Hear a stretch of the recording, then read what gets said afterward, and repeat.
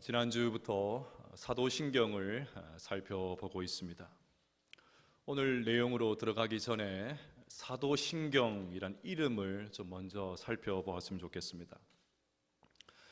어떤 분들이 교회를 다니고 있는 우리에게 그리스도인들은 무엇을 믿으며 또 어떻게 살아야 하며 어떤 비전을 품고 있습니까? 그렇게 물으면 여러분 뭐라고 대답을 하시겠습니까? 당황할 필요가 없습니다. 오늘 제가 가르쳐 드리는 대로 대답하시면 됩니다. 먼저 그리스도인은 무엇을 믿습니까? 라고 누군가 물으면 이렇게 대답하시면 됩니다. 네, 우리는 사도신경을 믿습니다. 그렇게 대답하면 돼요. 또 그리스도인들은 어떻게 살아야 됩니까? 그렇게 물으면 이렇게 대답하십시오. 네, 우리는 십계명대로 삽니다.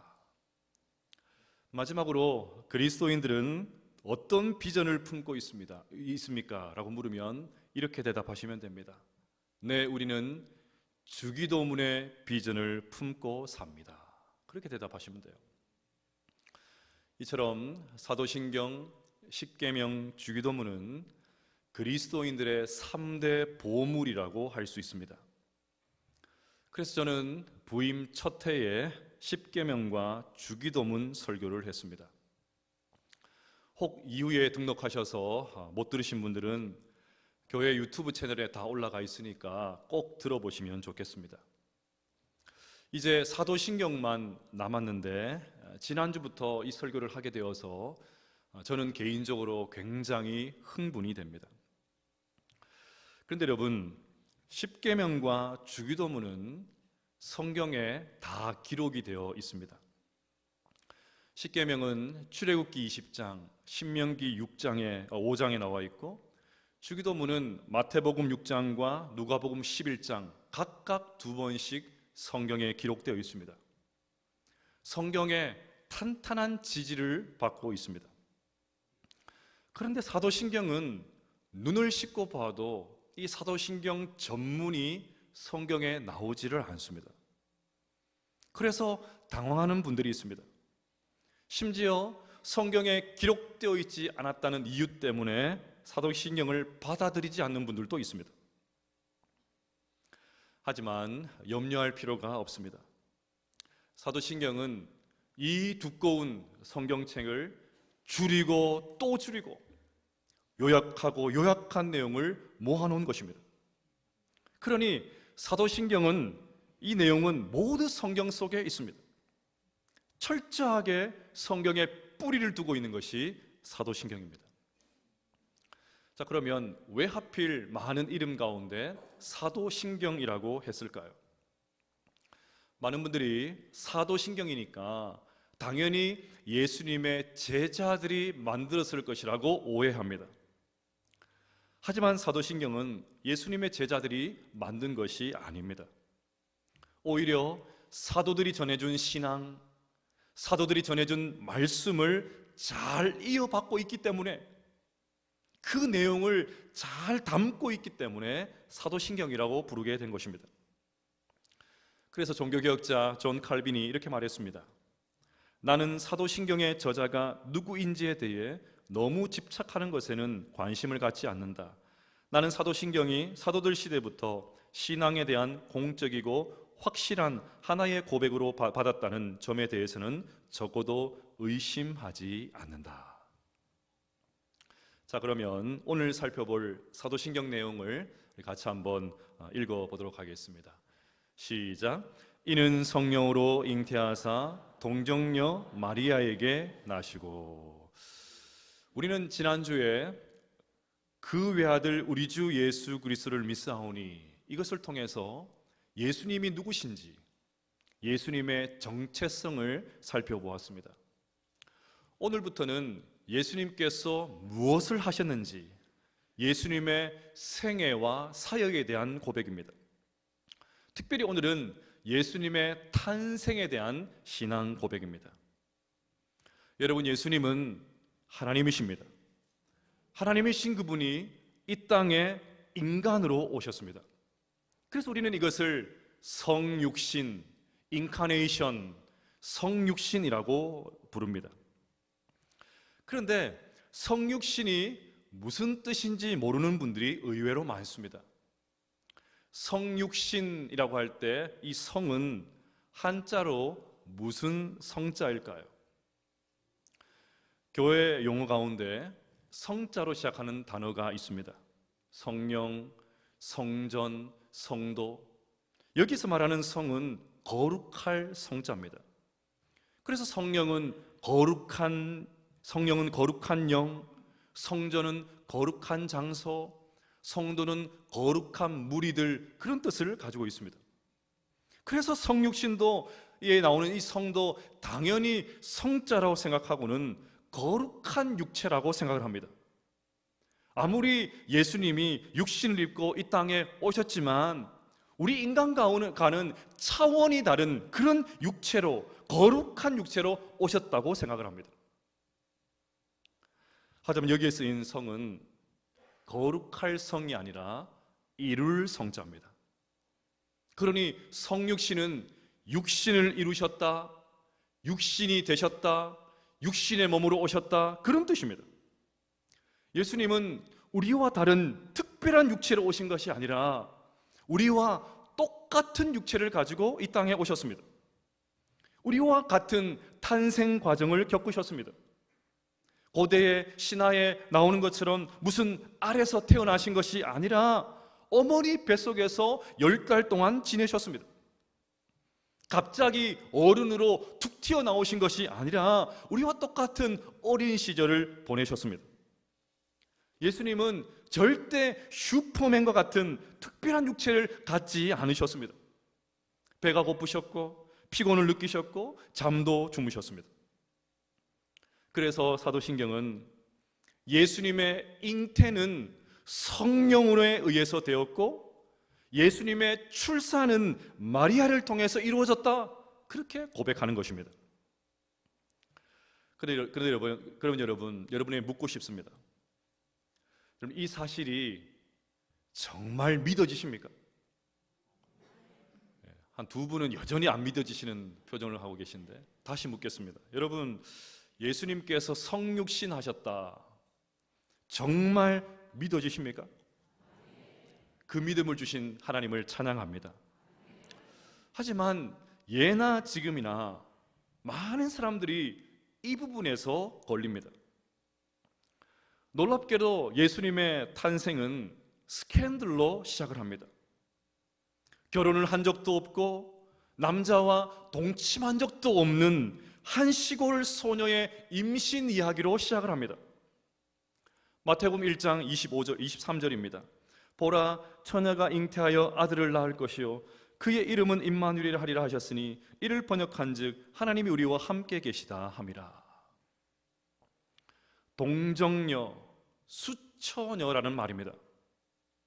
수처녀가 아들을 낳다니 황당한 이야기죠. 보통 전도의 걸림돌이 되는 것이 아닙니다. 예수님을 인정하겠는데 예수님께서 성육신 하셨다, 그것은 도대체 믿지를 못합니다. 그래서 자유주의 신학자들은 성육신을 예수님의 제자들이 예수님을 신격화하기 위해서 지어낸 이야기라고 주장을 합니다. 그러니 동정녀 탄생과 같은 그런 허술한 이야기에 넘어갈 만큼 어리숙하지 않다고 합니다. 어떤 사람은 마리아가 요셉이 아니라 다른 남자와 관계를 맺어서 낳은 아기라고 그렇게 주장을 합니다. 심지어는 예수님을 로마 군인의 사생아다, 그렇게 주장하는 사람들도 있습니다. 도저히 과학적으로 이해가 되지 않으니까 합리적으로 생각해 보려고 온갖 상상력을 동원하는 것입니다. 더욱이 신이 인간이 되었다니, 그리스 로마 신화에 나올 법한 그런 이야기로 치부합니다. 신이 존재하는 것도 믿지 않는 현대인들에게 성육신은 그야말로 어처구니 없는 이야기입니다. 성육신 이런 이야기를 믿기에는 나는 너무 계몽되었으니까, 나는 너무 많이 배웠으니까 그런 말도 되지 않는 이야기, 비과학적인 이야기 하지도 말라고 비아냥거립니다. 여러분, 이런 주장에 대해서 어떻게 대응하면 좋을까요? 전혀 주눅들 필요가 없습니다. 성경을 보면 이 황당한 예수님의 탄생을 놓고 사탄이 온 신경을 곤두세웁니다. 오히려 사탄이 더 난립니다. 이 소설 같은 예수님의 탄생 이야기를 막기 위해서 사탄이 수단과 방법을 가리지를 않습니다. 만일 예수님의 탄생 이야기가 가짜라면 사탄이 이렇게 긴장할 이유가 없지 않습니까? 결국 이 탄생을 막기 위해서 비슷한 시기에 태어난 수많은 사내 아이들이 죽었습니다. 왜요? 예수님의 탄생은 기존 인간과는 다른, 전혀 다른 인간이 오는 사건이었기 때문입니다. 남자와 여자 사이에 태어난 인간은 전부 아담의 죄를 그렇게 물려받고 태어날 수밖에 없습니다. 그러니 죄라는 측면에서 보면 전부 다 사탄의 자식들입니다. 그런데 아담 이후로 처음으로 사탄의 자녀가 아닌 하나님의 아들이 태어난 것입니다. 사람들은 신화로 만들어낸 이야기로 황당한 이야기로 치부하는데 사탄은 너무나도 심각합니다. 사탄에게는 보통 심각한 일이 아니었습니다. 이제 하나님의 아들이 이 땅 가운데 와서 사탄의 나라는 사라지고 자신의 나라는 무너지고 하나님의 나라가 세워지기 때문입니다. 그래서 사탄은 예수님의 탄생을 필사적으로 막으려고 했던 것입니다.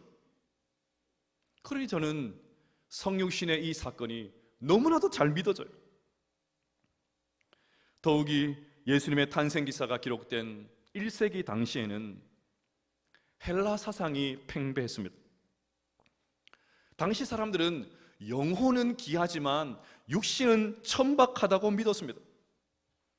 그런데 지고의 신이, 하늘에 계신 그 신이 하늘을 버리고 이 땅 가운데 내려오고 이것도 이해할 수 없는데 천박한 육체를 가진다니, 이것은 더 이상 당시 사람들에게 신이 아니었습니다.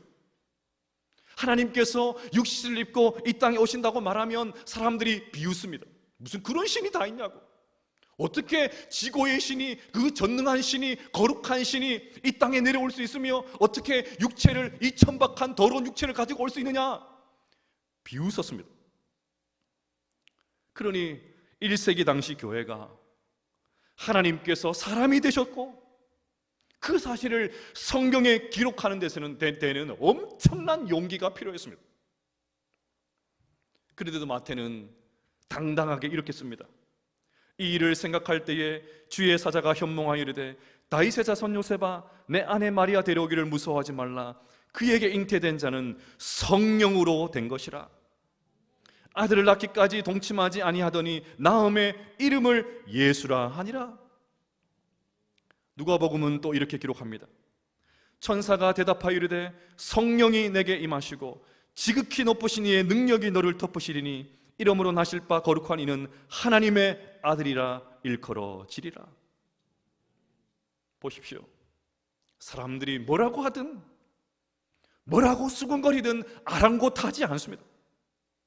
당시 헬라 사상이 어떻고 뭐 이런 거 전혀 신경 쓰지 않습니다. 오히려 시대를 거슬러서 예수님께서 성령으로 잉태되셨고 마리아의 몸을 입고 육신으로 이 땅 가운데 오셨다, 자신 있게 말하고 당당하게 썼습니다. 그래서 성경은 성령님이 임하시고 성령님이 너를 덮으실 것이야, 마리아야 내가 임신하고 내가 아이를 낳을 거야, 분명하게 기록을 합니다. 따라서 우리는 이는 성령으로 잉태하사 동정녀 마리아에게 나시고 성령으로 잉태되시고 마리아에게서 태어나신 예수님을 확실히 믿을 수 있는 줄로 믿습니다. 자, 그러면 왜 예수님은 성육신 하셨을까요? 먼저 예수님이 성령으로 잉태되신 이유를 살펴보겠습니다. 예수님은 참 하나님이 되시기 위해서 성령으로 잉태되셨습니다. 지난주에 예수라는 말이 무슨 뜻이라고 했지요? 자기 백성을 그들의 죄에서 구원할 자, 구원자라는 뜻입니다. 예수님은 내가 받아야 될 형벌을 대신 받아서 나의 죄를 용서해 주시기 위해서 이 땅 가운데 오셨습니다. 그러면 형벌을 대신 받는 사람에게 죄가 있으면 어떻게 되겠습니까? 죄가 있는 사람이 다른 사람의 죄를 위해서 형벌을 받는 것은 아무런 의미가 없습니다. 감동은 받을지 몰라도 효능은 없습니다. 실컷 고생하고 죽어라 고생해도 아무런 효과가 없습니다. 독인, 객인, 도토리, 키재기, 유유상종, 그들만의 리그, 그 나물의 그 밥인데 무슨 선한 결과가 나올 수 있겠습니까? 모든 인간은 이미 태어날 때부터 첫사람 아담이 지은 죄의 영향을 가지고 태어납니다. 아담의 후손인 우리 모두는 아담이 지은 그 원죄를 가지고 태어납니다. 남자의 정자와 여자의 난자의 결합의 방식으로는 죄 없는 인간이 절대로 태어날 수가 없습니다. 그래서 예수님은 이 죄의 영향을 피하시기 위해서 성령으로 잉태되셨습니다. 그래서 예수님은 죄도 없고 죄의 영향도 받지 않으십니다. 죄 없는 인간이 되셨습니다. 히브리서는 이것을 이렇게 묘사합니다. 우리에게 있는 대제사장은 우리의 연약함을 동정하지 못하실 리가 아니요 모든 일에 우리와 똑같이 시험을 받으시니로되 죄는 없으시니라. 그런데 여러분, 예수님이 성령으로 잉태되셨다, 이 고백에는 더 큰 의미가 있습니다. 예수님이 마리아의 태 속에 성령으로 잉태되셨던 것처럼 성령님이 우리 마음속에 예수님을 품게 해 주셨습니다. 이 엄청난 이야기를 드리는데 별로 감동이 없으시네요. 다시요. 예수님이 마리아의 태 속에 성령으로 잉태되셨던 것처럼 성령님이 우리 마음속에 예수님을 품게 해 주셨습니다. 여러분, 어떻게 신이 인간이 될 수 있나? 어떻게 수처녀가 자식을 낳을 수 있나? 어떻게 이렇게 말도 되는 이야기를 하나 믿을 수 있나? 손가락질하는 이 세상 속에서 성령님께서 우리 마음속에 예수님을 잉태할 수 있는 믿음을 주셨습니다. 누가복음 1장 35절 말씀을 다시 한번 같이 읽어보겠습니다. 시작. 천사가 대답하여 이르되 지극히 높으신 이의 능력이 너를 덮으시리니 이러므로 나실 바 거룩한 이는 하나님의 아들이라 일컬어지리라. 아멘. 마리아에게만 성령님께서 임하시고 성령님의 능력이 덮어진 게 아닙니다. 우리에게도 성령님께서 임하시고 성령의 능력이 덮어져서 성령으로 잉태하신 예수님을 믿게 되었습니다. 그래서 고린도전서 12장 13절에 이렇게 말합니다. 또 성령으로 아니하고는 누구든지 예수를 주시라 할 수 없느니라. 사랑하는 여러분, 우리 모두는 이미 지극히 높으신 하나님의 날개로 그분의 옷자락으로 덮으시고 보호하시는 은혜를 받은 사람인 줄로 믿습니다. 성령님께서 나에게 임하셨기 때문에 성령으로 잉태하신 예수님을 나의 주, 나의 하나님으로 고백하고 있는 줄로 믿습니다. 그러니 이 믿음을 주신 하나님께 영광을 올려드립니다. 그분에게 하나님 찬송을 올려드립니다. 그러면 예수님이 동정녀에게 태어나신 이유는 또 뭘까요? 예수님께서 동정녀에게 태어나신 이유도 구원의 관점에서 이해를 해야 됩니다. 예수님께서 우리 인간을 구원하시는 방법은 우리 인간이 지은 죄를, 그 죄의 벌을 대신 받는 것이었습니다. 즉 십자가입니다. 인간이 이 죄를 해결하려면 죄가 없어야 됩니다. 그래서 예수님은 성령으로 잉태되셔서 죄 없는 모습으로 이 땅 가운데 오셨습니다. 하지만 이것만 가지고는 안 됩니다. 형벌 받는 대상이 똑같은 인간이어야 됩니다. 슈퍼맨이 나타나서 형벌을 받으면 그것은 벌이 아니지요. 벌 받는 흉내만 낸다고 결코 죄의 문제가 해결되지는 않습니다. 그래서 예수님은 성육신, 마리아의 태를 빌어서 우리와 똑같은 육체를 가진 인간으로 이 땅 가운데 오셨던 것입니다. 그런데 예수님께서 갑자기 인간으로 오신 것이 아닙니다. 성육신은 창세기부터 기록되어 있는 하나님의 약속이었습니다. 아담과 하와가 죄를 짓자 하나님은 인류 구원을 향한 원대한 계획을 이렇게 말씀하십니다. 내가 너로 여자와 원수가 되게 하고 내 후손도 여자의 후손과 원수가 되게 하리니 여자의 후손은 내 머리를 상하게 할 것이요 너는 그의 발꿈치를 상하게 할 것이니라 하시고, 하나님은 타락한 우리 인간을 구원하기 위해서 여자의 후손을 주시겠다 약속해 주셨습니다. 이 약속이 시간이 흘러서 이사야 선지자에게 다시 한번 주어졌습니다.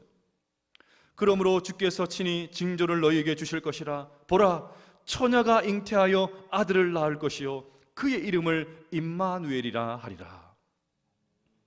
창세기에는 여자였는데 이사야서에 와서는 처녀라고 더 구체화되었습니다. 보십시오.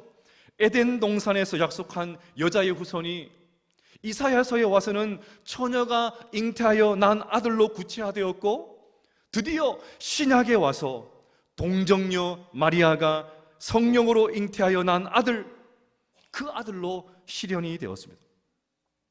그러니 동정녀 탄생이 없으면 복음도 없습니다. 동정녀 탄생을 믿지 않은 사람들은 구원을 받을 수가 없습니다. 그래서 하이델베르그 요리문답 36문은 이렇게 질문합니다. 그리스도의 거룩한 잉태와 탄생은 당신에게 어떤 유익을 줍니까? 대답이 이렇습니다. 그리스도는 우리의 중보자이시므로 잉태되고 출생할 때부터 가지고 있는 나의 죄를 그의 순결함과 온전한 거룩함으로 하나님 앞에서 가려줍니다. 자, 그러면 여기서 예수님의 입장에서 성육신을 한번 생각해 보면 좋겠습니다. 지금까지는 순전히 우리의 입장에서, 우리의 구원의 입장에서 생각을 했습니다. 우리의 입장에서 생각을 하면 성육신은 은혜 그 자체지요. 생각하면 할수록 감사와 감격이 터져 나옵니다.